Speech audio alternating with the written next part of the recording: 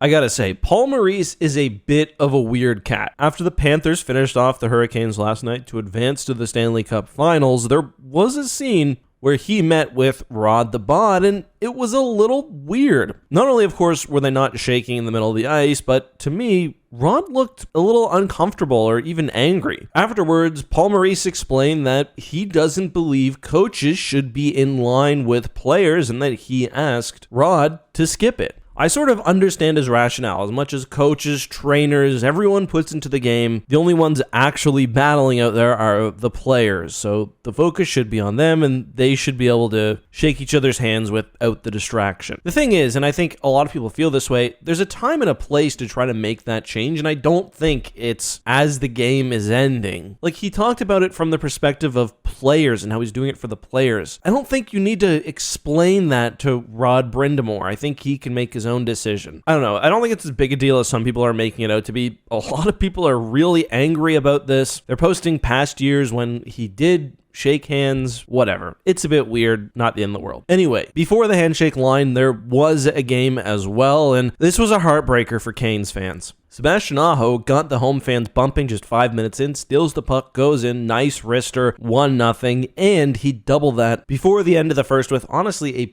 pretty similar play, beating Bobrovsky from the circle. The game, the series, everything, however, fell apart over a 5-minute period in the second, and it all starts with just a terrible penalty from Kotkaniemi. Keep in mind, Carolina was fully in control at this point, up 2-0, dominating the play. Then on the power play in the O-zone, Kotkaniemi just takes a terrible penalty, and Florida would score almost immediately on the power play. And of course, it was Matthew Tkachuk with the tip-in. 30 seconds later, Evan Rodriguez would tie the game as Carolina gets beat on, honestly, just a nice give-and-go play, finished off by Evan Rodriguez. But of course, to make matters worse, they'd soon take the lead off a beautiful Anton Lundell tip from Brad Marchand. So the Cats would take a 3-2 lead into the third. Seth Jarvis, just phenomenal. What a guy. He'd tie it. Just a great play by Carolina, hopping on loose pucks.